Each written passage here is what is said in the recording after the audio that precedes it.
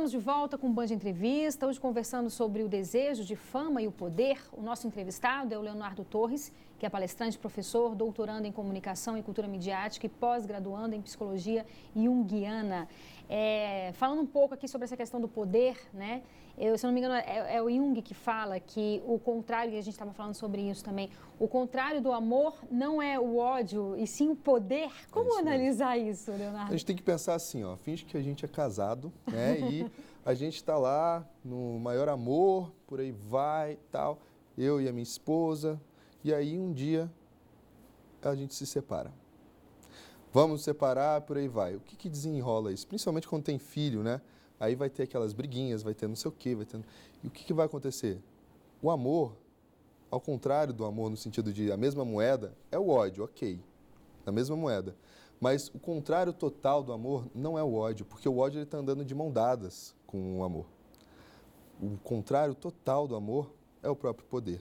E o Jung fala o seguinte, quando o amor impera, o poder não é necessário. Mas quando o poder impera, o amor, ele não aparece. E por que isso? Se a gente pega, por exemplo, um relacionamento de namorados, de casamento e por aí vai, se a gente tem amor, a gente tem um relacionamento igualitário, de igualdade. Porque não existe hierarquia. No amor não há hierarquias. Então a gente tem um casamento igualitário, de igualdade, em que um dialoga com o outro e por aí vai.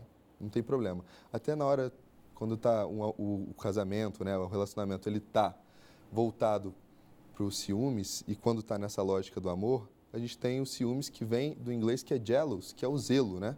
Então a gente zela pelo outro. Então, estou com ciúmes da minha esposa, vou lá e dou umas flores para ela, um chocolate, falo, não, peraí, eu sou... minha, já vou conquistar isso aqui. Sabe? É diferente do que essa questão do poder que é você me pertence. No entanto, que quando a gente tem, por exemplo, um relacionamento que está ligado mais ao poder do que amor, e entra os ciúmes nisso, esse relacionamento faz o quê? Você me pertence, você não tem que olhar mais para ninguém, e isso faz o quê? Aquela noção de igualdade acaba. Pode até gerar o feminicídio, né? Que a gente vê hoje em dia, que é um hoje a gente tem números altíssimos que tá ligado, diários, né, de ao machismo e ao poder, né? Totalmente. Essa questão do machismo, essa questão da hierarquia, ela está totalmente ligada ao poder. Hoje parece que o amor ele é um recurso escasso, né, na sociedade. Ele não aparece tanto quanto deveria aparecer. E o poder está muito mais ligado, principalmente nessa questão do homem, que ele não consegue, a maioria pelo menos, quando a gente está vendo por números de feminicídio, a maioria desses homens, eles não conseguem ter um relacionamento igualitário com a esposa. Então eles acham que a esposa é deles. Sim, um objeto. Tem casos que eu já vi, que eu já até fiquei sabendo, né, que o marido tranca a esposa dentro de casa. Ela não é um objeto, mas ele trata ela como um objeto porque ele acha que ele tem o poder sobre ela. E por isso que, se tem poder, não tem amor, e se tem amor, não precisa ter o poder. Se a gente olha, por exemplo, para fama e para dinheiro, a gente vai ver que tanto fama quanto dinheiro, eles querem, na verdade, o poder. A gente quer ter dinheiro para ter poder, a gente quer ter fama para poder alguma coisa. A gente quer ter dinheiro e fama para poder ainda mais, não é verdade? E se sentir superior, né? Sentir superior, né? Sentir o maior nível, né? Do social. Outros, né? E aí também, Leonardo, entra uma coisa muito interessante, que um psicólogo, acho que é no ano de 2008, um psicólogo da USP, ele fez uma tese de doutorado, onde ele mostra a invisibilidade de certas pessoas, né? E o interessante é que ele mesmo se vestiu de gari durante 8 anos. Perfeito. E ele não foi reconhecido. As pessoas esbarravam, os alunos esbarravam nele, os colegas esbarravam nele e simplesmente não o enxergavam.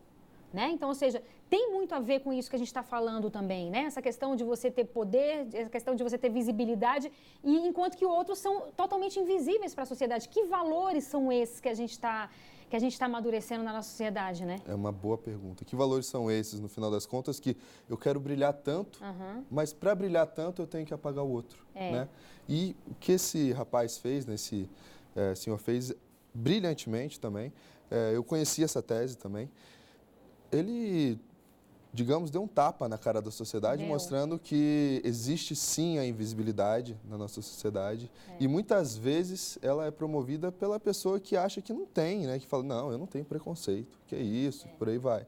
Mas será mesmo? Você deu bom dia para todo mundo que está na sua empresa hoje? Você fala com todo mundo, pelo menos no mínimo, educadamente, no metrô, no trem, no transporte público, como que você trata ou você não trata pessoas moradoras de rua, né? Em São Paulo a gente tem um grande problema que chega no inverno, né, agora, e o que acontece? A maioria dos moradores de rua, pelo menos grande parte, eles morrem de frio.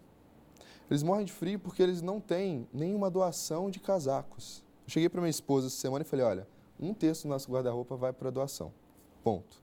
Então a gente ficou selecionando lá, final de semana passada, todas essas roupas que a gente tem que doar. Não importa se é uma camisa que é de verão, se ele colocar 5 camisas dessa, ele consegue sobreviver no final das contas. Sim. O importante é você ter essa consciência. Sim, e as pessoas estão vivendo o mundo virtual e o mundo real está aí.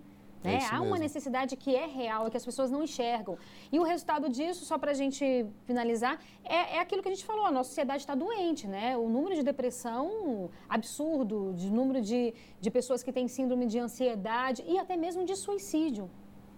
Tem um personagem que eu gosto muito, ele é de um filme até, foi dos anos 2000, que ele fala o seguinte, o único ser que degrada o meio ambiente, ou seja, o meio ambiente em que ele precisa viver, né, se chama vírus.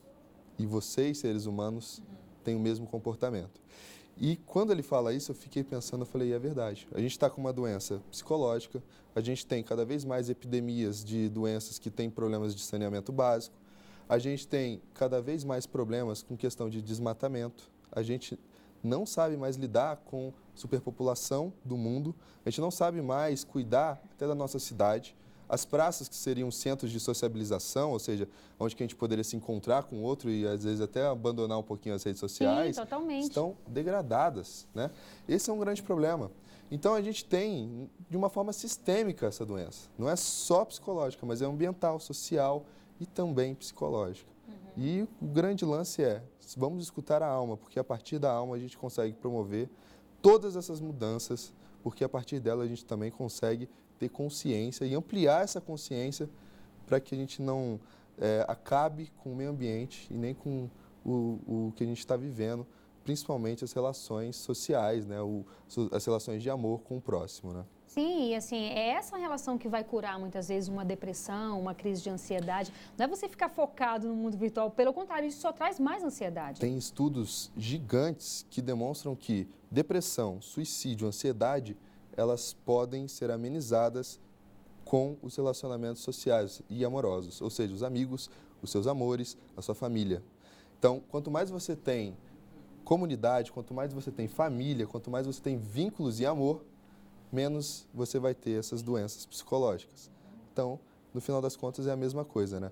A gente está rumando para um sucesso, para um poder e para uma vontade de dinheiro e fama, só que a gente está esquecendo dos nossos vínculos e fica nessa balança entre amor e poder. Agora a gente tem que escolher qual dos dois vai seguir, não é verdade? O essencial é invisível aos olhos, né? Totalmente. Muito obrigada pela sua participação aqui. Eu que agradeço. Viu?